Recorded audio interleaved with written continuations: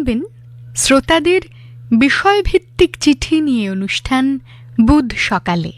উপস্থাপনা সুতপা চট্টোপাধ্যায়, সম্পাদনা রিয়া ঘোষ, প্রযোজনা ডক্টর মানস প্রতিম দাস।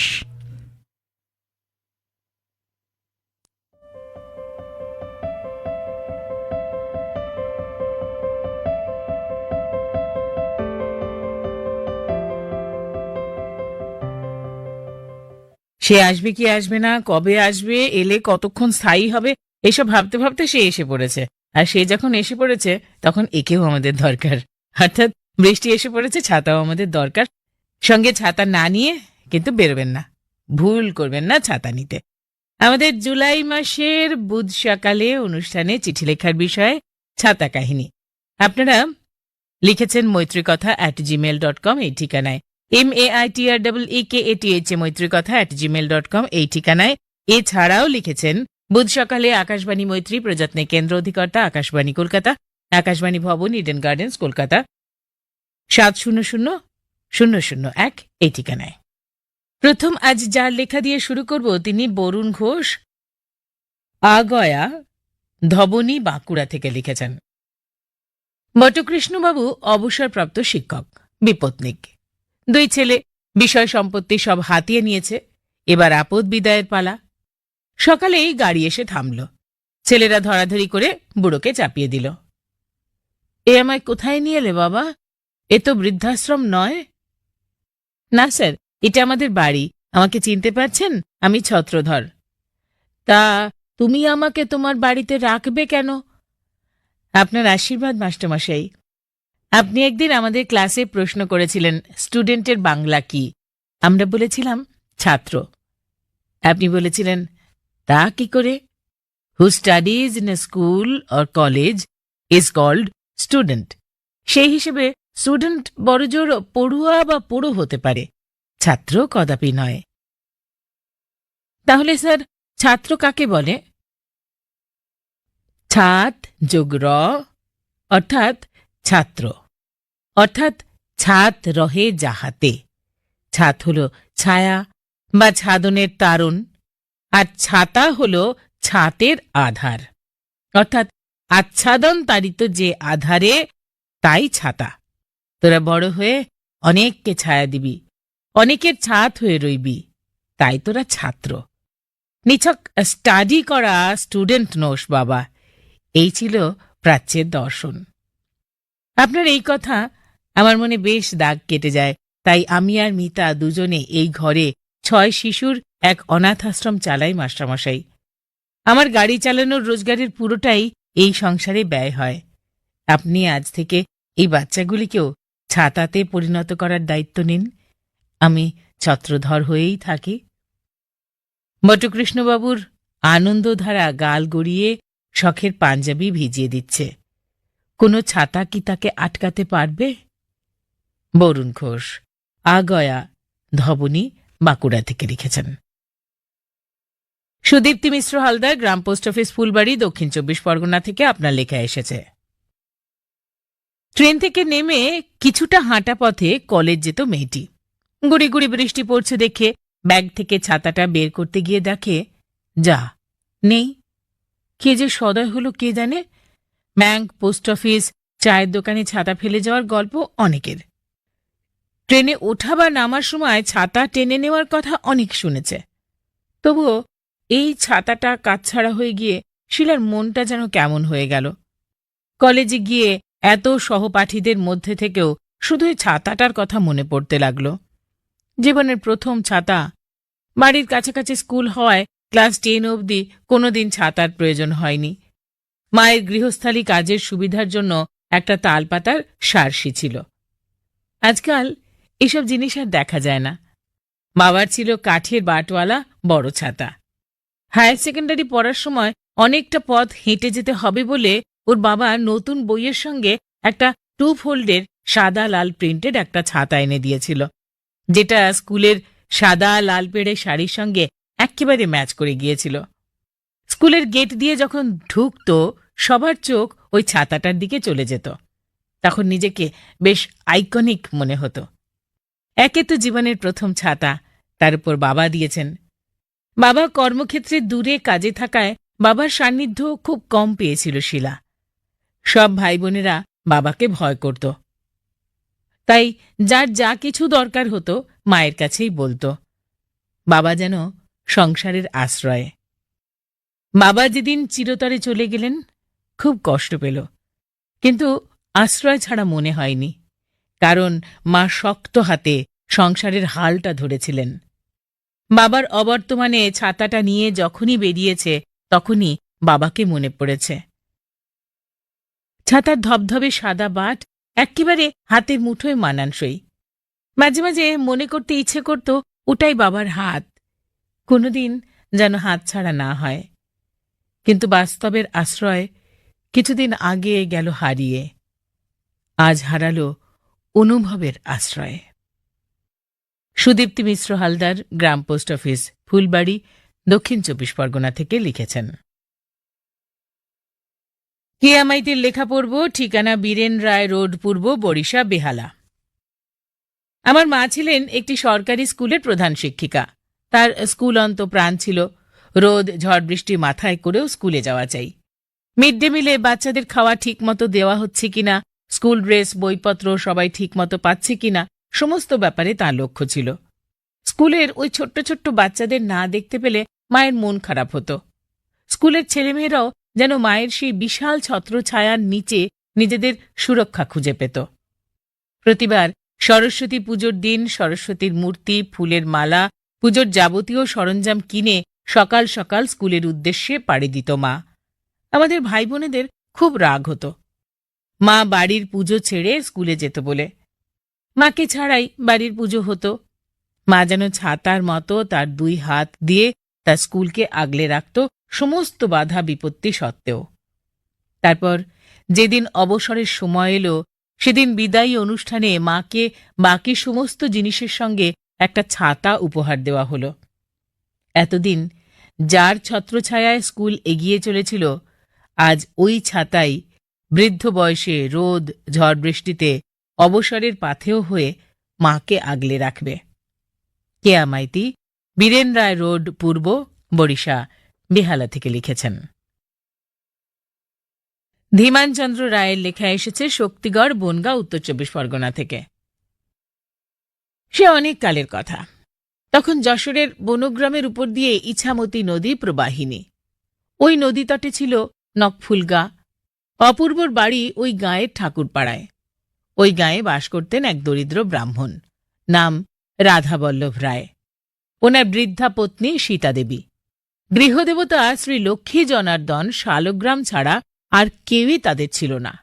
ও হ্যাঁ, আরেকটি বস্তু ছিল ঠাকুরমশাইয়ের সঙ্গে, বংশদণ্ড সম্বলিত একটি ছাতা। ওই ছাতাটি তার সর্বদা সঙ্গের সাথী। কখনো চণ্ডীমণ্ডপে, কখনো বা বনগ্রামের বাজারে, কখনো বা যজমান বাড়ি, ছাতা মাথায় বা হাতে নিয়ে খটখট করে খড়ম পায়ে চলতেন। কত নাড়ু মোয়া ছাতু ওই ঠাম্মার হাতে উপ্পু খেয়েছে। ছেলেরা মাঠে গোল্লাচুট খেলে। গগনে মেঘ গর্জন করে ঘনিয়ে আসে বৃষ্টি। শ্রাবণ মাস, পুজো আসছে। পাট পচা গন্ধ খালে বিলে। ইছামতির উপর বান্ধাল দিয়ে জেলেপাড়ার জেলেরা মাছ ধরে। বাচ্চাগুলো ওই বান্ধালের উপর কচুর পাতা নিয়ে দেয় দৌড়, ঝাঁপিয়ে পড়ে নদীতে। হোলডুগডুগ খেলে কচুরিপানা নিয়ে। মিঠে রোদে জলের ভেতর আলো ছায়ার খেলায় মনে হয় যেন কোন রাজ্যে চলে যায়। যা হোক, রাধাবল্লভ রায়ের ছাতা হাওয়ায় গেল উড়ে। হাতে নারায়ণ, মুখে কথা নেই। ছাতা গিয়ে পড়ল জলে। ছেলেরা যেন একেবারে হাতে চাঁদ পেল। বুড়োর না কওয়া মিনতিতে সেবেলা ছাতা ফেরত দিয়েছিল অপূর্ব। দাদু দেহ রাখলে ঠাম্মাকে আর ওই গায়ে কেউ দেখেনি। প্রায় ২০ বছর পর অপূর্ব চলেছে কলকাতার রাজপথে। একদিন দেখল একটি ছাতা রাস্তার ধারে ফোটানো। সেই বাঁশের দণ্ড, সেই ছিন্ন কাপড়। কৌতূহলবশে এগিয়ে যেতেই দেখে তার সেই ছেলেবেলার সীতা ঠাম্মা ইট ভাঙছে পথের ধারে। অপূর্ব ওকে রিকশায় করে বাড়ি নিয়ে এলো। ওর শিশুপুত্রকে তার কোলে দিল। বুড়ির হৃদয় জুড়ল। দুনয়নের জল ছাতার উপর টপ টপ করে পড়তে লাগল। আর এই মহামিলনের মাধ্যম রইল সেই দাদুর ছাতা। লিখেছেন ধীমানচন্দ্র রায়, শক্তিগড়, বনগাঁ, উত্তর 24 পরগনা থেকে। কাকলি মণ্ডলের লেখা সাউন্দি, খড়গ্রাম, মুর্শিদাবাদ থেকে।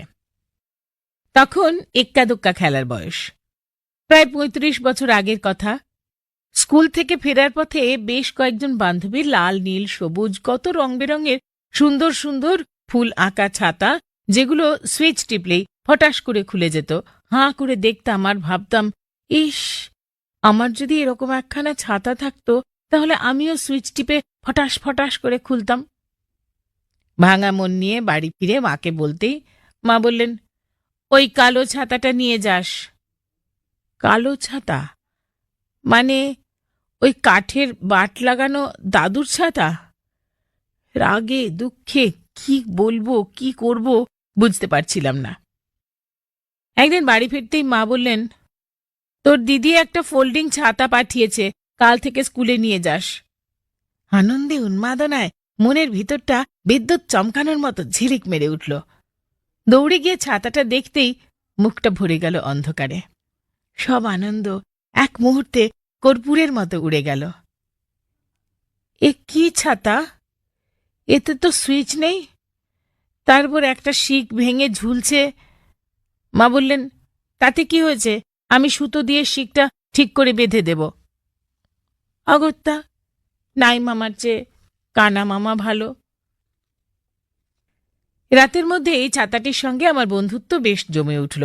কখনো খুলছি, আবার কখনো ব্যাগে ভরে রাখছি, আর ভাবছি কখন সকাল হবে, কখন এটা নিয়ে স্কুল যাব। সকালে উঠে দেখি মা ছাতার ভাঙা শিকটা সুতো দিয়ে বেশ সুন্দর করে বেঁধে দিয়েছে। একটু তাড়াতাড়ি তৈরি হয়ে ছাতা ফুটিয়ে আপন মনেই মুচকি মুচকি হাসতে হাসতে স্কুল গেলাম। মনে যে একটা অস্বস্তি ছিল না তা নয়, যদি বান্ধবীরা ছাতায় সুতো বাঁধা দেখে ফেলে। মনে মনেই বললুম, দেখে দেখুক গে, হোক সুতো বাঁধা, ফোল্ডিং ছাতা তো বটে। কাকলি মণ্ডল ঘোষ লিখেছেন সাউন্দি, খড়গ্রাম, মুর্শিদাবাদ থেকে। কাঁসারিপাড়া, কৃষ্ণনগর, নদিয়া থেকে এসেছে রবীন্দ্র কুমার হালদারের লেখা। আমি এক গণ্ডগ্রামের ছেলে। এখন 80 বছর বয়স, শহরে বাস করি, কিন্তু শৈশব এবং কৈশোর কেটেছে ওই গণ্ডগ্রামের পরিবেশে। গ্রামে তখন কোনো স্কুল ছিল না, ফলে এই গ্রামের কেউ লেখাপড়া করত না। বিদ্যুৎ, রেডিও, টিভি কিছুই তখন ওই গ্রামে ঢোকেনি, ফলে বাইরের জগতের জীবনধারার সঙ্গে কোনো পরিচয় ঘটেনি। এখনকার ছাতা তখন ওই গ্রামের মানুষ চোখেই দেখেনি, তবে তারা বাঁশ এবং তালপাতা দিয়ে নিজের হাতে তৈরি করা খোলা ছাতার মতো দেখতে ছাতা ব্যবহার করত। আমিও করেছি। বড় ছাতার মতোই বাঁশের বাঁট থাকত। ক্রমে ক্রমে আধুনিকতার ছোঁয়া লাগল। গ্রামে প্রাইমারি এবং হাই স্কুল চালু হল। ছেলেমেয়েরা লেখাপড়া শিখল, আধুনিক ছাতাও ব্যবহার করতে লাগল। নানা ধরনের, নানা রঙের ছাতা। কিছুদিন আগেও অবসরপ্রাপ্ত সরকারি কর্মচারীকে সহকর্মীরা ফেয়ারওয়েলে একটি শাল, একটি সুদৃশ্য লাঠি এবং একটি ছাতা উপহার দিত। বিকল ছাতা যেমন সারিয়ে নিয়ে ব্যবহার করা যায়, তেমনি জীবনে একটিও ছাতা হারায়নি এমন অহংকার বোধহয় কেউ কখনো করবে না। তবে ছাতারও দুঃখ এবং অভিমান আছে। রোদে বৃষ্টিতে মানুষ তাকে ব্যবহার করে, কিন্তু ঘরে ঢুকেই তাকে অবহেলায় রেখে দেয়। তখন তাকে কেউ মনে রাখে না। এ যেন অকৃতজ্ঞের মতো উপকারীর উপকার অস্বীকার করা। লিখেছেন রবীন্দ্র কুমার হালদার, কাঁসারিপাড়া, কৃষ্ণনগর, নদিয়া থেকে। পরে চিঠিতে আসব, কিন্তু তার আগে আমরা একবার মনে করে নেব অগস্ট মাসে বুধ সকালে অনুষ্ঠানে চিঠি লেখার বিষয়ে। সে এক ঘোর বর্ষার দিনে। নেমন্তন্ন করেছে কুটুম, না গেলেই নয়। আকাশটা পরিষ্কার দেখে বেরোনো হয়েছিল, কিন্তু মাঝপথে বৃষ্টি নামল অঝরে। অবশেষে যে রূপে পৌঁছনো গেল তাতে কুটুম আর চিনতেই পারে না। ওদিকে সেবার জলসা শুনে ফেরার ঘটনাটাই বা কম কি। অনেক কষ্ট করে 4টে টিকিট পেয়েছিল ছোটকা। বাড়ির ছোটদের ঘুম পাড়িয়ে ঠাকুমার কাছে রেখে জলসায় যাওয়া হলো সেজেগুজে। অনুষ্ঠান মন্দ হয়নি, কিন্তু ফেরার পথে ঘোর দুর্যোগ, হুঙ্কার দেওয়া বজ্রপাত আর মুষলধারে বৃষ্টি। মাথা বাঁচাতে কোনো মতে একটা বাসে উঠে পড়া গেল বটে, কিন্তু সে বাসের গন্তব্য একেবারেই উল্টো দিকে। উদ্বেগ আর অস্বস্তি নিয়ে বাস গুমটিতেই কেটেছিল বর্ষা লাঞ্ছিত রাতটা। প্রিয় খেলোয়াড়কে দেখবে বলে সেবার পথে ভিড় জমিয়েছিল যে তরুণরা, তারা বর্ষার জাল ভেদ করে কাঙ্ক্ষিত মুখটাই দেখতে পায়নি। দিনে দুপুরে বর্ষায় সব ভেসে গেলে অলস চূড়ামণি বিজুর কাকা যে 4টে কই মাছ ধরে ফেলেছিল, সেও কি ভুলে যাওয়ার ব্যাপার? বলা বাহুল্য, ঘনঘোর বর্ষার সব অভিজ্ঞতা কিন্তু মজার নয়। দুঃখ বেদনার রেশও আছে এর মধ্যে, আছে বিয়োগ ব্যথার উৎস। নানা সুরে তৈরি হোক চিঠি। অগাস্ট মাসে বুধ সকালে অনুষ্ঠানে চিঠি লেখার বিষয়ে সে এক ঘোর বর্ষার দিনে। চিঠিতে শব্দ সংখ্যা রাখুন 200-র মধ্যে। ডাকযোগে চিঠি পাঠানোর ঠিকানা বুধ সকালে, আকাশবাণী মৈত্রী, Eden gardens, Kolkata 700001, Paschimbanga, Bharat. Email করার ঠিকানা maitrikotha@gmail.com। অনুগ্রহ করে মনে রাখবেন যে অ্যাটাচমেন্টে চিঠি এলে সেটা নেওয়ার ক্ষেত্রে সমস্যা হয়। এবারে কিছু চিঠির প্রাপ্তি স্বীকার করে নেব। শীষ মোহাম্মদ শিশান, নলহাটি, বীরভূম। সুজাতা পণ্ডা দাস, কুলাপাড়া, কোটবার, চণ্ডীপুর, পূর্ব মেদিনীপুর। অলোক মুখোপাধ্যায়, পাঁচড়াহাট, বীরভূম থেকে। নিতাই দাস, SN দে রোড, দক্ষিণ হাবড়া, উত্তর 24 পরগনা। শিলা বিশ্বাস সরকার, কোতোয়ালি, নদিয়া। প্রবোধ কুমার মণ্ডল, বাগনান, হাওড়া। গৌরহরি সামন্ত, ফতেপুর, পশ্চিম মেদিনীপুর থেকে আমাদের লিখেছেন। আপনাদের সবাইকে অনেক অনেক অনেক ধন্যবাদ, আন্তরিক কৃতজ্ঞতা। চলে আসি চিঠির পাতায়। অর্ক ঘোষ আররা, পূর্ব বর্ধমান থেকে লিখেছেন, জীবনে যেটুকু পথ চলেছি তাতে ছাতাকে নিয়ে কোনো কাহিনী আজ অবধি তৈরি হয়নি। নিতান্ত প্রয়োজনে গ্রীষ্ম বর্ষা যাকে সঙ্গে রাখতে হয় তাকে দায়িত্ববোধের জন্য বাহবা দিতে পারি, কিন্তু তাকে নিয়ে পদ্য লিখতে পারি না। সুতরাং বহুদিন ধরে এক ছাতা ব্যবহার করার আবেগ কিংবা মাসে মাসে ছাতা বদলানোর হুজুগ কোনোটাই আমার নেই। তবে মনে আছে স্কুল হস্টেলে যখন থাকতাম ছাতা বদলে যেত মাঝে মাঝে। একবার হলো কি, আমার বেশ প্রিয় একটা ছাতা ছিল, তার উপর অরেঞ্জ লেখা। নতুন বছরে নতুন ছাতা, ওই নতুন বলে যা একটু ভালো লাগা ছিল। সে ছাতা একদিন গেল হারিয়ে, আর তার কয়েকদিন পর থেকেই দেখি আমাদের হস্টেলের ঘরে বেশ নতুন একটা ছাতা এসেছে, যার মালিক আমরা কেউ নই। পড়াশুনো চলতে থাকলো নিজের তালে। বাঁকা চোখে চেয়ে দেখি ধুলো জমছে নতুন ছাতাটায়। তারপর যেদিন পুজোর ছুটি পড়ল, পরকে করিলাম আপন, কারণ অরেঞ্জের কোনো খোঁজ মেলেনি। সেই থেকে ওই ছাতাই আছে আমার সঙ্গে। বিপত্তি একদিন হয়েছিল ওই ছাতা নিয়েই। খুব বৃষ্টি নেমেছে সেদিন, হয়তো বর্ষাকালই ছিল। সেদিন ভুলে গেছি ছাতাটা নিয়ে যেতে। হস্টেলের নিয়ম ছিল ঠিক সময় ফিরতে হবে স্কুল থেকে, তাই ক্লাসের ফার্স্ট বয়ের ছত্রছায়ায় আশ্রয় নিলাম। কিন্তু এক ছাতার তলায় অতখানি প্রতিভা ধরে রাখার ক্ষমতা ছাতা কোম্পানি দিয়ে উঠতে পারেননি। সুতরাং বৃষ্টিও স্নেহস্পর্শ দিয়ে চলল। বন্ধুটি ছাতা নিয়ে চলেছে গজেন্দ্র গমনে। আমিও ছোট্ট ছোট্ট পায়ে চলতে চলতে যখন পৌঁছলাম হস্টেলে, দেখলাম ব্যাগের বইগুলো ঠিক আছে, কিন্তু আমি বেমালুম ভিজে গেছি। হয়তো ফার্স্ট বয়ের ছত্রছায়ার প্রত্যাশা ছেড়ে জোরে দৌড়লে অনেকটা সুবিধে হতো। সময় যত এগিয়েছে এক ছাতার তলায় আসার আকাঙ্ক্ষা বেড়ে উঠেছে। কলেজ থেকে ফেরার পথে বৃষ্টির গুড়ি মেখে প্রিয় কারুর সঙ্গে ফেরা, কিংবা একই ছাতার তলায় দাঁড়িয়ে বৃষ্টিতে ভিজে ওঠার মধ্যে অদ্ভুত এক আনন্দ আছে। ছাতা তার সীমিত পরিধির তলে দুজনকে নৈকট্য এনে দেয়। শুধু দৈহিক নয়, মনে মনে কখন যেন দুজন কাছে এসে দাঁড়ায়। এক ঝাঁক ভালো লাগা ঝরে পড়ে বৃষ্টি হয়ে। ওই ছাতাকে বড় ভালো লাগে। ওই ছাতার তলায় যে গল্প লেখা হয়, যে পদ্য লেখা হয় মনে মনে, তাকেই বুঝি ছাতা কাহিনী বলে। অর্ক ঘোষ আররা, পূর্ব বর্ধমান থেকে লিখেছেন। পূর্ব বর্ধমানের আরও একটি লেখা নতুন পল্লী আদি কালীবাড়ি, মিত্রা চৌধুরীর লেখা এসেছে। সেদিন তোমার ছাতা নিয়ে কিছু কাহিনী তোমাকে শোনাবো ভাবছিলাম। হঠাৎ মাসুম ছুটে এসে বলল, তুমি লিখছ? আমিও একটা কবিতা লিখছি, শোনো না। বর্ষাকালে ছাতা ঘর মুছছে নেতা। সে বলল, ভালো হয়েছে। বললাম, হ্যাঁ, খুব ভালো হয়েছে, একেবারে কবিতা। বললাম, তুমি এখন যাও কেমন, আমি একটু লিখি। ছোট্টবেলায় ছাতাবিহীন অবস্থায় বর্ষাকালের স্কুল থেকে ফিরলাম। সবাই রেড়ে করে উঠল। মেজদি বলল, শোন, কাল স্কুলে গিয়ে আগে দারোয়ানকে মনে করে ছাতার কথা জিজ্ঞেস করবি ভালো করে, ভুলে যাস না কেমন। পরদিন স্কুলে যাবার সময় জনে জনে ছাতার কথা স্মরণ করাতে লাগলো। পরদিন যথারীতি স্কুলে গেছি, ছাতার কথা বেমালুম ভুলেও গেছি। স্কুলে হঠাৎ মেজদিকে দেখে বললাম, মেজদি তুই? মেজদি বলল, কিরে, মনে নেই, সব ভুলে গেছিস? এতবার করে বলা সত্ত্বেও ছাতার কথা ভুলে গেলি? ও, ভুলে গেছি না ছাতার কথা। মেজদি বেশ রেগে মেগে দারোয়ানের কাছে গিয়ে আমার ছাতা উদ্ধার করল। তখনকার মতো ছাতা পর্বের ইতি পড়ল। একবার বর্ষার মধ্যে একটা কাজে বেরিয়েছে স্কুটারে। হঠাৎ তো ঝমঝমিয়ে বৃষ্টি, সঙ্গে প্রচণ্ড হাওয়া। ওই প্রচণ্ড হাওয়ায় ছাতা গেল উল্টে। পারলাম না করায়ত্ত করতে। ছাতার স্টিক রইল আমার হাতে, আর ঊর্ধ্বাংশ রইল আকাশে। অঝোর ধারায় ভিজছি, বরুণদেবকে ডাকছি আকুল হয়ে। ছাতার ঊর্ধ্বাংশ রয়েছে আকাশ পানে তাকিয়ে, আর আমি স্কুটারে নড়নচড়ন হয়ে আছি। অবশেষে উল্টো ছাতায় মাথার উপর ধরে কাকভেজা হয়ে বাড়ি ফিরলাম। এও আমার এক অভিজ্ঞতা। মিত্রা চৌধুরী, নতুন পল্লী, আদি কালীবাড়ি, পূর্ব বর্ধমান থেকে লিখেছেন।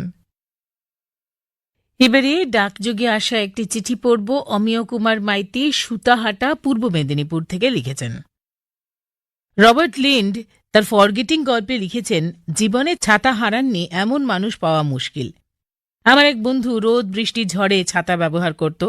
সে একবার গর্ব করে বলেছিল, আমি কখনো ছাতা হারাইনি। তার উত্তরে আমি বলেছিলাম, যার ছাতা নেই তার ছাতা হারানোর প্রশ্নই নেই। তবে কারো হারিয়ে যাওয়া ছাতা কুড়িয়ে পাওয়ার সম্ভাবনা থাকে। সাধেকি কালিদাস রায় তার ছত্রবিয়োগ কবিতায় লিখেছিলেন, ছিলে কি আর শুধুই ছাতি, তুমিই ছিলে ছড়ি, গ্রীষ্মকালে ঘাম মুছেছি, তোমায় রুমাল করি। হাত চলে না পিঠে যেথায়, চুলকে দিতে তুমিই সেথায়, তোমায় দিয়ে আম পেড়েছি, পাঁচিল পরে চড়ি।